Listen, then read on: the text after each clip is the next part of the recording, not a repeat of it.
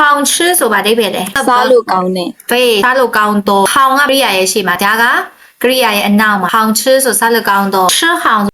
စားပြီးပြီဆိုတဲ့အဓိပ္ပာယ်吃完的意思结果不语ရလက်ပြဖြည့်ဆွတ်ပုတ်ဆိုတာဘာကိုပြောချင်တာလဲဆိုလို့ရှိရင်မတူတဲ့ကရိယာနှလုံးရှိမယ်အရှိကတစ်လုံးရှိမယ်အနောက်မှာတစ်လုံးရှိမယ်အဲ့အနောက်ကတစ်လုံးကညီမလေးကြိုက်ရာတွေရှောက်ထည့်လို့မရအောင်သူကအရှိက buff ရဲ့ရလက်ကိုပြဖြစ်ဆွတ်ပုတ်ဥမာရှေ့ရစကလုံးကို吃လို့သုံးမယ်ဆိုစားတီဆိုနောက်ကစကလုံးကစားလိုက်ရင်ဘာဖြစ်သွားမှာရလက်ကကုံသွားတယ်ဆိုရလက်မျိုးဖြစ်ရမယ်အဲ့လိုမဟုတ်ဘဲတခြားတွေရှောက်ထည့်လို့မရဥပမာစားဆိုပါတော့တာတုတ်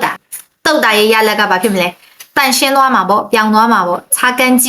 ညမ်နော်အမျိုးကိုကျဲကိုဘူးကြီးလို့ခေါ်တာရလက်ပြဖြစ်ဆွတ်ပုတ်ဒါလေးကအရေးကြီးတယ် buffalo ခေါင်ကဗာတိတ်ပဲလဲဆိုရှင်ရင်ဘီးမြောက်သွားတာတည်းမကောက်吃好နဲ့吃完နဲ့ဘာကွာလဲ吃好ကကြတော့ဘီးမြောက်သွားတာဖြစ်တဲ့အပြင်လူကိုစိတ်ကျေနပ်မှုလည်းပေးရဆိုရည်စင်မျိုးဒီမှာစားပြီးသွားတဲ့အပြင်စားရသည်ကိုလည်းအစင်ပြေကြောင်းစိတ်ကျေနပ်ရှိကြောင်းပြတာကဘယ်သူတော့ buffalo ခေါင်吃好吃完ကကြတော့လောက်ဆောင်ချက်တစ်ခုဘီးမြောက်သွားကြောင်းကိုပဲဖော်ပြတယ်တုံးဝတဲ့ရည်စင်မှာနားလေနော်ဒီမှာ buffalo ခေါင်ကပြီးပြီဆိုရဲကိစ္စတွေမကောက်ဘူးခြေနဲ့တယ်ဆိုရဲရည်စပါပါတယ်